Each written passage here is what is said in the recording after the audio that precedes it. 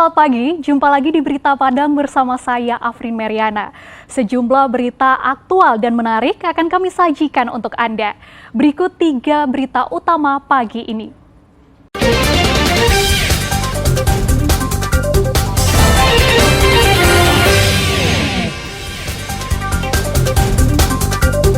Petugas kesehatan ternak periksa kesehatan sapi kurban. 2 pencuri ayam diciduk polisi. Uji coba pendataan kendaraan yang gagal hingga sapi kurban presiden kami sampaikan dalam Padang Sepekan.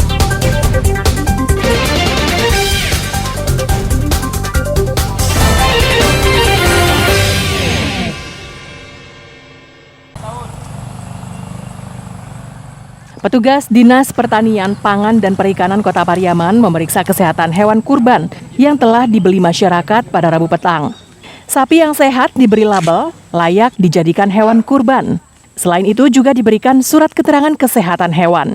Petugas menyediakan 700 label khusus yang ditempelkan di kepala sapi yang telah diperiksa kesehatan sapi secara keseluruhan.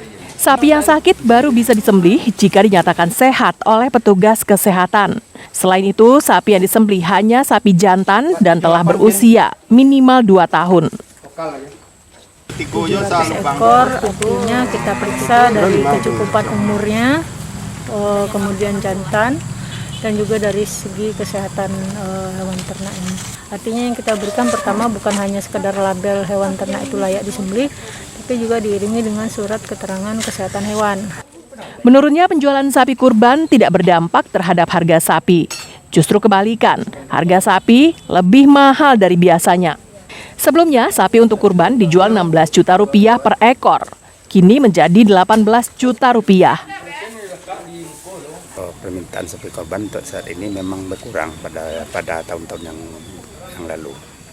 Kalau untuk harga gimana, Pak? Kalau harga naik kayaknya daripada tahun kemarin. Ada pengaruh dari PMK enggak, Pak? Tentang masalah korban ini nggak ada masalah pengaruh dari PMK. Saat ini tercatat 203 ekor sapi yang terdampak PMK. 126 ekor dinyatakan sembuh dan 7 ekor dipotong paksa.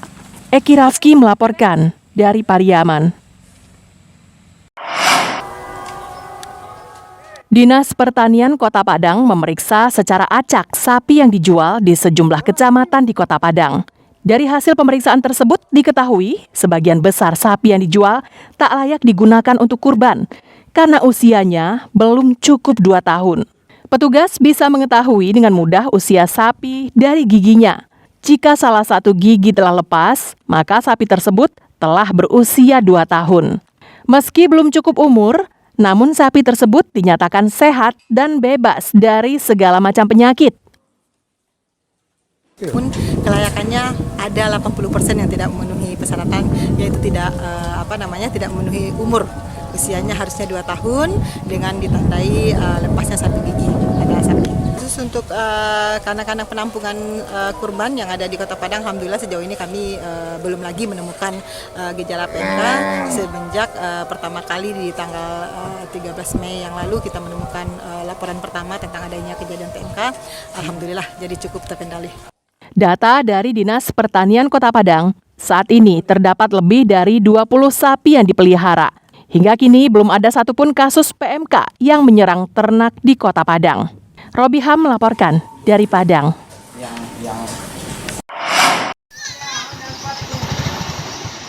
Jalan Simpang 4 menuju Talamau dan Pasaman merupakan jalan provinsi penghubung Pasaman Barat menuju Kabupaten Pasaman.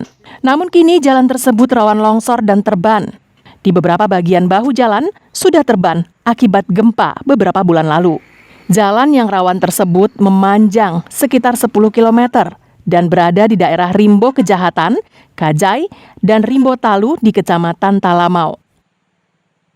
Tadi kan sempat hujan, terus sesudah hujan baru dilewati dan di beberapa titik memang dicepatin lah jalannya untuk menghindari longsor. Bagusnya ya kita meminta kepada pemerintah pusat atau yang bersangkutan untuk memperbaiki jalannya, jalan lintas ini kan juga jalan lintas antar provinsi. Jadi masyarakat bisa senang dan aman gitu. Untuk menghindari kecelakaan, Polsek Talamau berpatroli rutin di daerah tersebut.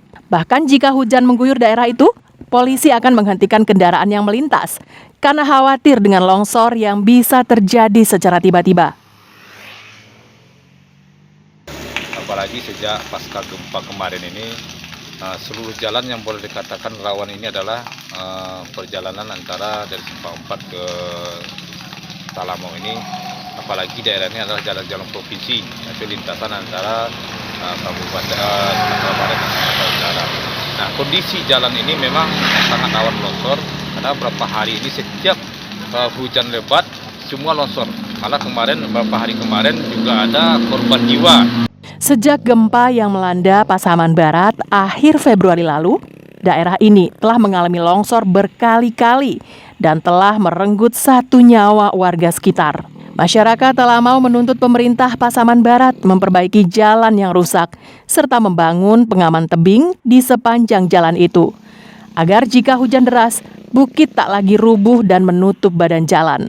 Safaatul Ulum melaporkan dari Pasaman Barat.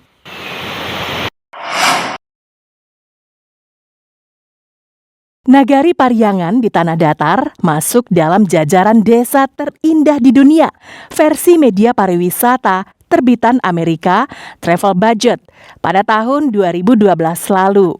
Desa yang berada di lereng Gunung Merapi ini memiliki panorama yang indah dengan hamparan sawah yang berjenjang serta udara yang sejuk. Menteri Pariwisata dan Ekonomi Kreatif singgah di nagari tertua di Sumatera Barat ini Rabu siang. Sandiaga Uno sempat belajar memainkan bansi, alat musik tradisional khas Tanah Datar, bersama tokoh masyarakat setempat. Kedatangan Sandiaga ke tempat ini karena Nagari Pariangan masuk dalam 50 desa terbaik tanah air, Anugerah Desa Wisata Indonesia tahun 2022. Ajang tersebut salah satu upaya pemerintah memperkenalkan desa-desa wisata untuk meningkatkan perekonomian masyarakat setempat. Masyarakat Nagari Tua Pariangan lah yang akan membawa peluang ekonomi sehingga terciptalah lapangan kerja. Kami di pemerintah, kabupaten, provinsi, dan di pemerintah pusat memfasilitasi. Dan dengan begitu ini akan sangat membumi, sangat mengakar. Karena siapa pelakunya? Pelakunya adalah masyarakat sendiri. Kami dan Dewan Juri menguji dari beberapa kategori, salah satunya adalah kelembagaan.